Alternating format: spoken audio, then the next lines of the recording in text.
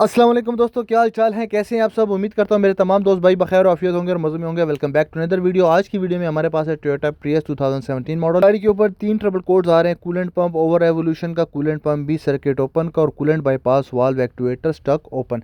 तो सबसे पहले चलते हैं इन तीनों ट्रबल कोड्स को रिपेयर मैनुअल में चेक करते हैं कि हमने इस गाड़ी के अंदर काम क्या करना है। और तीनों ट्रबल कोड आपस में लिंक है, तो सबसे पहले हम इनका डिस्क्रिप्शन पढ़ते हैं और चेक करते हैं कि ये ट्रबल कोड आने की रीजंस क्या होती है। हमारे पास जो इंजन वाटर पंप होता है उसको इंजन कंट्रोल मॉड्यूल कंट्रोल करता है ड्यूटी साइकिल के जरिए, पल्स विड्थ के जरिए उसको एक पॉजिटिव एंड नेगेटिव मिल जाता है। और दूसरा उसका इनपुट सिग्नल होता है, इंजन कंट्रोल मॉड्यूल उसको प्रोवाइड करता है कि उसने कितने रोटेशन पे मूव करना है। ये व्हीकल स्पीड और इंजन स्पीड को देख के उसकी रेवोल्यूशन को डिसाइड किया जाता है ताकि गाड़ी हमें बेटर फ्यूल माइलेज प्रोवाइड करे और हमारी फ्यूल एफिशिएंसी इनहेंस हो जाए। अभी हमारे पास ये ट्रबल कोड आता है। इस ट्रबल कोड की डिटेक्शन की रीज़न ये होती है कि हमारा जो कंट्रोल मॉड्यूल है वो ड्यूटी साइकिल को कंट्रोल कर रहा होता है 85% ड्यूटी साइकिल के ऊपर। मतलब ये है कि हमारी जो रेवोल्यूशन होती है वो 85% ड्यूटी साइकिल के ऊपर कंट्रोल होती है और जो उसका फीडबैक आ रहा होता है, जो हमारा वाटर पंप होता है वो उस स्पीड से ज़्यादा रोटेट कर रहा होता है। इंजन वाटर पंप के एक्चुअल आरपीएम और टारगेटेड आरपीएम के अंदर बहुत ज़्यादा गैप आ जाता है, तो उस वजह से ये ओवर रेवोल्यूशन का ट्रबल कोड आता है। फ्रीज फ्रेम डेटा भी हमें चेक करना है। हमारे पास जब भी ये ट्रबल कोड आए तो हमने क्या करना है, इसके साथ हमने और ट्रबल कोड्स को भी चेक करना है कि इसके साथ हमारे पास और कौन से ट्रबल कोड आ रहे हैं। ओवर रेवोल्यूशन के आने की 3 रीजंस होती हैं: या कूलेंट कम हो, कूलेंट लीकेज हो और इसके साथ ही हमारी जो वाटर बॉडी है उसके अंदर प्रॉब्लम हो, वाटर पंप के अंदर प्रॉब्लम हो।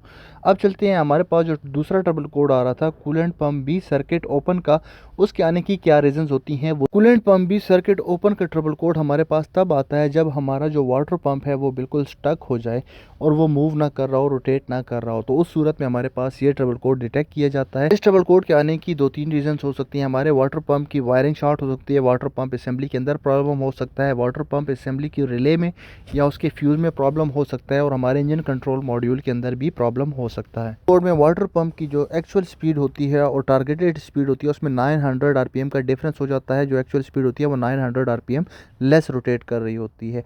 ये देख सकते हैं यहाँ पे आपको जो रिले दिखाई दी जा रही है ये है हमारे पास इंजन वाटर पंप की रिले। इस रिले के अंदर भी हमारे प्रॉब्लम हो सकता है और हमारे पास एक होता है इंजन वाटर पंप का फ्यूज़। तो ये देख सकते हैं यहाँ पे है हमारे पास इंजन वाटर पंप की रिले जो आपको दिखाई दी जा रही है। ये है हमारे पास, ये जो लगी हुई है ये हमारे पास इंजन वाटर पंप की रिले और इसके साथ ही हमारे पास एक होता है इंजन वाटर पंप का फ्यूज़। हमारे पास इसका होता है इंजन वाटर पंप का फ्यूज़ 25 एम्पेयर का फ्यूज़ होता है। इसको भी चेक करना बहुत ही ज़रूरी होता है। यहाँ पे आपको इसकी लोकेशन भी बताई जाती है। ये जो आपको दिखाई दिया जा रहा है 25 एम्पेयर का, ये है हमारे पास इंजन वाटर पंप का फ्यूज़। तो ये फ्यूज़ भी हमारा ठीक है, इसकी रिले भी ठीक है। कूलेंट का लेवल भी इस टाइम पे थोड़ा सा कम है, तो इसका इंजन वाटर पंप भी चेक करते हैं। इसकी कंप्लीट जो कूलेंट से रिलेटेड जितने भी पार्ट्स हैं दोस्तों सबको चेक करना बहुत ही लाजमी हो जाता है। तो अब हम इनको सबको चेक करते हैं। ये देख सकते हैं ये है हमारे पास इंजन वाटर पंप, ये है इसका रोटर। इसका जो रोटर है वो एक पोजीशन पे आके हल्का हल्का सा स्टक हो रहा था। बोलिए ये ठीक से रोटेट कर रहा था, लेकिन एक पॉइंट पे जब हम इसको रोटेट करते थे तो वहाँ पे आके ये स्टक हो जाता था। बिल्कुल वहाँ से उसको मूवमेंट, वहाँ से उसको मूव करना थोड़ा सा हार्श हो जाता था। तो इसको हम रिप्लेस करेंगे और इसको रिप्लेस करेंगे और इसके साथ ही इसका जितना भी जो कूलेंट सिस्टम है हमने उस सारे के सारे सिस्टम को चेक करना है। और फिर हम इसको पहले रिप्लेस करके हम इसको चेक करते हैं कि अब हमारे पास कोई ट्रबल कोड या कोई एरर तो नहीं आ रहा।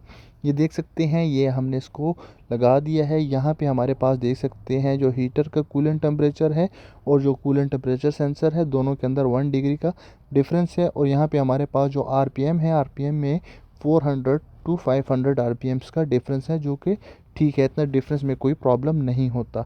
लेकिन हमारे पास जो फ्लो शटिंग वाल्व है दोस्तों, फ्लो शटिंग वाल्व जो है वो प्रॉब्लम कर रहा है। जब हम यहाँ से एक्टिव टेस्ट में जाते हैं, अब हम यहाँ से एक्टिव टेस्ट में जाते हैं और एक्टिव टेस्ट में जाके फ्लो शटिंग वाल्व को कंट्रोल करते हैं, तो हमारा जो फ्लो शटिंग वाल्व है वो प्रॉब्लम कर रहा है। यहाँ से जब हम उसको क्लोज़ की कमांड देते हैं तो वो क्लोज़ नहीं हो रहा, वो ओपन पोजीशन के ऊपर स्टक हो चुका है। तो यहाँ पे हमारे पास होता है जी एक्टिव टेस्ट होता है फ्लो शटिंग वाल्व का। हमने उसको सेलेक्ट करना है और हमारे पास जो पैरामीटर्स हैं हमने उनको सेलेक्ट करना है और सेलेक्ट करने के बाद यहाँ से हमने इसको ओपन एंड क्लोज़ करके चेक कर सकते हैं। तो जब भी हम इसको क्लोज़ करते हैं तो यहाँ से ये क्लोज़ नहीं होता, कमांड हमारी क्लोज़ की अप्लाइड हो जाती है, लेकिन हमारा जो फ्लो शटिंग वाल्व है वो क्लोज़ नहीं हो रहा। ये है जी हमारे पास जो इंजन वाटर पंप है, इंजन वाटर पंप का इलेक्ट्रिकल वायरिंग डायग्राम है। ये जो फ्लैश कर रहा है ये हमारे पास 2 वायर्स होती हैं, NWP एंड SWP। एक यहाँ पे ड्यूटी साइकिल होता है इनपुट और एक हमारे पास होता है ड्यूटी साइकिल आउटपुट। एक इनपुट की कमांड होती है जो कि ये बताती है कि इसने कितना रोटेट करना है, और एक हमारे पास आउटपुट की कमांड होती है। इंजन कंट्रोल मॉड्यूल के पास ये दोनों पिन्स होती हैं, और दो इसकी जो वायर्स होती हैं वो हमारे पास होती हैं पावर की, और हमारे पास ग्राउंड होता है। एक इग्निशन और एक हमारे पास ग्राउंड होता है, दो वायर्स, और दो वायर्स जो हमारे पास होती हैं वो input signal and output signal होता है। ये है इसका इंजन कंट्रोल मॉड्यूल का इलेक्ट्रिकल वायरिंग डायग्राम। ये पिन आउट्स आपको यहाँ पे बता दिए गए हैं। अगर इसकी वायरिंग चेक करनी है तो आप यहाँ से इसकी इलेक्ट्रिकल वायरिंग डायग्राम से इसकी वायरिंग भी चेक कर सकते हैं। हमारे पास जो पॉजिटिव फीड होती है, जो इग्निशन का पावर होता है, वो हमारे पास रिले से और फ्यूज से होता हुआ आता है। वो भी आपको यहाँ पे दिखा दिया जाता है कि इस रिले से, जो आपको पहले बता दी गई है, ये है इसकी रिले, और इसके साथ ही हमारे पास इसके ऊपर लगा होता है 25 एम्पियर का फ्यूज़। इस रिले को इंजन कंट्रोल मॉड्यूल ही कंट्रोल करता है, और हमारे पास जो इग्निशन की जो रिले होती है वहीं से इसको ऑन किया जाता है।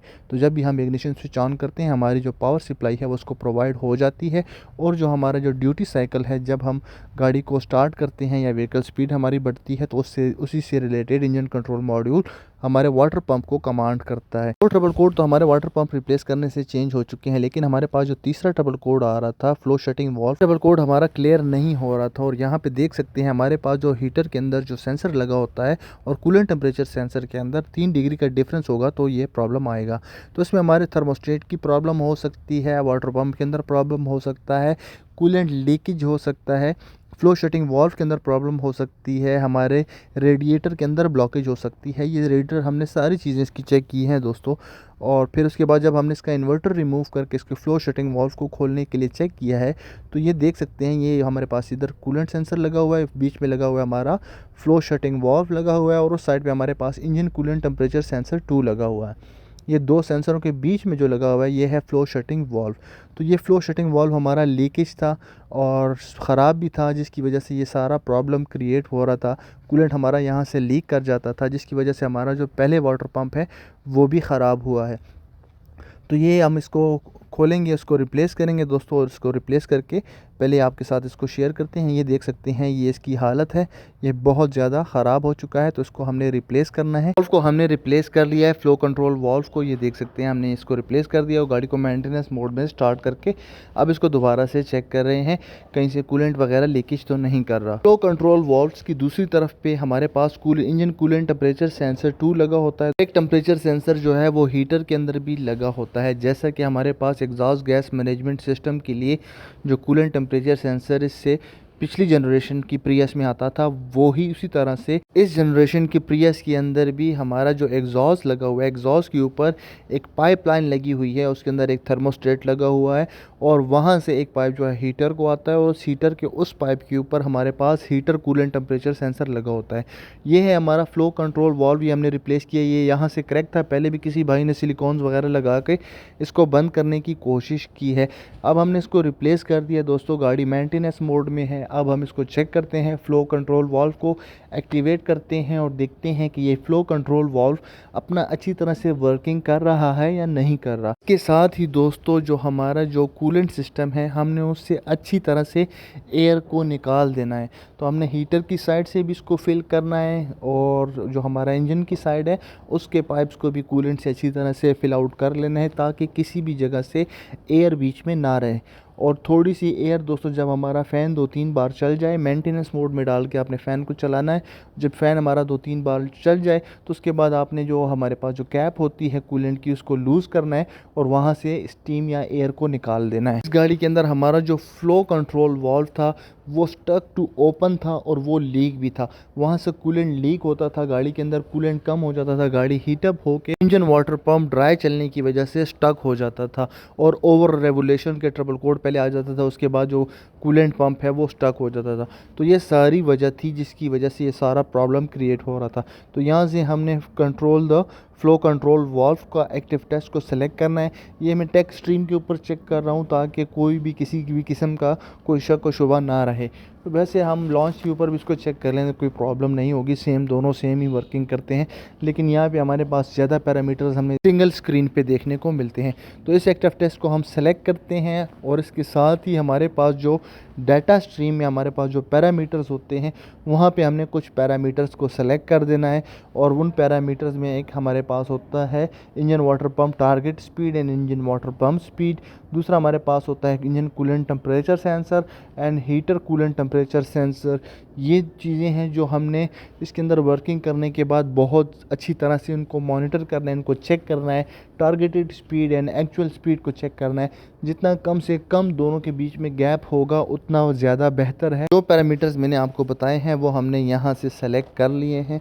अब यहाँ से हम इस वॉल्व को ओपन एंड क्लोज़ करके चेक करते हैं। पहले जब हम इसको ओपन एंड क्लोज़ करते थे दोस्तों तो कमांड अप्लाई हो जाती थी, लेकिन हमारे पास जो फीडबैक होता था वो ओपन एंड क्लोज़ का नहीं आता था क्योंकि हमारा जो वॉल्व था वो ख़राब हो चुका था। तो यहाँ से ये अच्छी तरह से वर्किंग कर रहा है दोस्तों। और जब हम इसको क्लोज़ करेंगे तो हमारे जो हीटर का कूलेंट टेम्परेचर है और हमारा जो इंजन का कूलेंट टेम्परेचर है दोनों में डिफरेंस ज़्यादा होने शुरू हो जाएगा। ट्रबल कोड के ऊपर मैं पहले भी बहुत सारी वीडियोस बना चुका हूं, लेकिन वो एक्सप्लेनेशन वीडियोस थी और ये गाड़ी आ गई है जिसके अंदर ये फॉल्ट था। तो मैंने सोचा अपने भाइयों के साथ एक डिटेल वीडियो बनाई जाए जिसमें ये सारा कुछ एक्सप्लेन कर दिया जाए। और यहाँ पे देख सकते हैं इस तरह हमने कूलेंट से रिलेटेड इन सारी चीज़ों को मॉनिटर करना है, इन सारी चीज़ों को देखना है दोस्तों। फ्लो शटिंग वाल्व जो होता है ये बेसिकली हमारे पास जो हीटर की साइड पे जो फ्लो होता है उसको कंट्रोल किया जाता है। और ये जो फ्लो होता है दोस्तों ये फिर एग्जॉस्ट के अंदर से होता हुआ रोटेट होता हुआ ऊपर तक आता है। अगर ये फ्लो शटिंग वाल्व हमारा ख़राब हो जाएगा तो हमारा जो एग्जॉस्ट है वहाँ पे थर्मोस्टेट तो होता है और वो थर्मोस्टेट भी अगर ख़राब हो तो फिर क्या होगा, कूलेंट बहुत ज़्यादा हीट होगा। Exhaust heat gas management system की वजह से हीट होगा और वो हीट जो है वो इंजन की तरफ आनी स्टार्ट हो जाएगी और हमारा जो इंजन की साइड का जो कूलेंट है वो भी ओवर हीट होना स्टार्ट हो जाएगा और गाड़ी ओवर हीट होने का प्रॉब्लम देगी। तो इस चीज़ से आपने बिल्कुल कंप्रोमाइज़ नहीं करना है, आपने इस वाल्व को अच्छी तरह से चेक करना है। ये देख सकते हैं यहाँ पे हमारे पास जो आरपीएम है इनमें बहुत कम डिफरेंस रह चुका है, एक्चुअल आरपीएम्स में और टारगेटेड आरपीएम्स में इन दोनों में बहुत कम डिफरेंस है। इट्स मीन कि ये अच्छी तरह से वेल वर्किंग कर रहा है। अभी भी थोड़ी सी सिस्टम के अंदर एयर है, लेकिन वो जब गाड़ी दोबारा हम मॉर्निंग के टाइम पे दोबारा जब बिल्कुल कूल डाउन हो जाएगी तो उस टाइम पे हम उस एयर को निकालेंगे। अभी गाड़ी का टेम्परेचर हाई है, इस वक्त हम उस कैप को नहीं खोल सकते। HR एंड प्रियस में ज़्यादातर हमारे पास जो फ्लो कंट्रोल वाल्व है दोस्तों यही ज़्यादातर लीकेज होता है या इसी के अंदर ज़्यादातर से प्रॉब्लम आती है। तो इसको आपने अच्छी तरह से चेक कर लेना है कि ये हमारा जो फ्लो शटिंग वाल्व है ये प्रॉपर से वर्किंग कर रहा हो। इस पॉइंट पे हमारे पास coolant temperature sensor and coolant temperature sensor for heater के अंदर बहुत थोड़ा डिफरेंस है। ये डिफरेंस जब 3 डिग्री से ज़्यादा अबव होगा तो उस टाइम पे हमारे पास ट्रबल कोड आ जाएगा और इस टेम्परेचर को बिल्कुल एक दूसरे से मैच होना चाहिए। हाइब्रिड कार्स के अंदर एग्जॉस्ट हीट मैनेजमेंट सिस्टम लगाया गया है, इक्विप कर दिया गया है ताकि हमारा जो कूलेंट है वो एग्जॉस्ट के ऊपर जल्दी से जल्दी अपने ऑप्टिमम टेम्परेचर के ऊपर गाड़ी जल्दी से जल्दी आए। क्योंकि वो हाइब्रिड मोड पे ऑफ हो जाता है तो इसलिए थोड़ी देर के लिए जब वो स्टार्ट होता है तो हमारा जो एग्जॉस्ट है जो साइलेंसर है वो बहुत जल्दी हीट अप होता है। तो वहाँ से जो हीट है उसके ऊपर कूलेंट को गर्म किया जाता है और उसकी मदद से ऑप्टिमम टेम्परेचर के ऊपर गाड़ी जो अपना कूलेंट टेम्परेचर है वो जल्दी से जल्दी गेन कर सकती है। और जितनी जल्दी गाड़ी अपने ऑप्टिमम टेम्परेचर पे आएगी उतनी ही वो फ्यूल एफिशिएंट होगी। और ये थी सारी इससे रिलेटेड प्रॉब्लम्स। अब आपके साथ जो हमारे पास जो हीट मैनेजमेंट सिस्टम है उसका कुछ डायग्राम आपके साथ शो कर दिया जाता है, उसके कुछ पार्ट्स हैं और उसकी थर्मोस्टेट की लोकेशन आपके साथ शेयर कर दी जाती है। एग्जॉस्ट के अंदर भी हमारे पास एक थर्मोस्टेट लगा होता है फ्लो के लिए जो कि उस फ्लो को कंट्रोल करता है। जब गाड़ी की हीट बहुत ज़्यादा हो जाती है एग्जॉस्ट की तो वो उसको क्लोज कर देता है, वहाँ से उसका जो मैकेनिज्म होता है वो उसको क्लोज करता है। इलेक्ट्रिकली फ्लो शटिंग वाल्व जो है इसको कंट्रोल करता है ताकि अगर वहाँ से एक्सेसिव हीट एग्जॉस्ट के ज़रिए से होती हुई इंजन के अंदर एक्सेसिव हीट ना आ सके। तो उस टाइम पे दोस्तों ये ऑप्शनल होता है। इंजन कंट्रोल मॉड्यूल इन सारे टेम्परेचर सेंसर्स के ज़रिए से इसको मॉनिटर करता हुआ इस फ्लो वाल्व को ऑपरेट करवाता है। अब गाड़ी का फ़ैन ऑन हो चुका है स्लो स्पीड पे। एक हमारे पास लो स्पीड होती है और एक हाई स्पीड होती है। और ये देख सकते हैं हमारा जो इंजन कूलेंट टेम्परेचर सेंसर और हीटर टेम्परेचर सेंसर है वो फ़ैन के चलते ही ड्रॉप हो चुके हैं, अपनी पोजीशन पे नीचे आ चुके हैं। इट्स मीन कि हमारा कूलिंग सिस्टम परफेक्टली वर्किंग कर रहा है और हमारा जो प्रॉब्लम है वो सॉल्व हो चुका है। अब आपके साथ इसके हीटर टेम्परेचर सेंसर की लोकेशन भी शेयर कर दी जाती है। ये है इसका हीटर टेम्परेचर सेंसर, यहाँ पे लगा होता है इसका हीटर टेम्परेचर सेंसर हीटर के पाइप के ऊपर। और जो हमारे पास एग्जॉस्ट हीट मैनेजमेंट सिस्टम है उससे रिलेटेड कुछ इन्फॉर्मेशन यहाँ पे आपके साथ शेयर कर दी गई है। आप इसको पॉज करके इसका स्क्रीनशॉट लेके इसको अच्छी तरह से डिटेल में रीड करके समझ सकते हैं। जितनी भी इन्फॉर्मेशन थी वो मैं अपने भाइयों के साथ शेयर कर चुका हूँ। अब हमने इसको दोबारा रोड टेस्ट किया है और नो ट्रबल कोड हमारे पास आ रहा है, मेल फंक्शन कोई भी नहीं है। मिलते हैं नेक्स्ट वीडियो में किसी और टॉपिक के साथ। अल्लाह हाफिज़।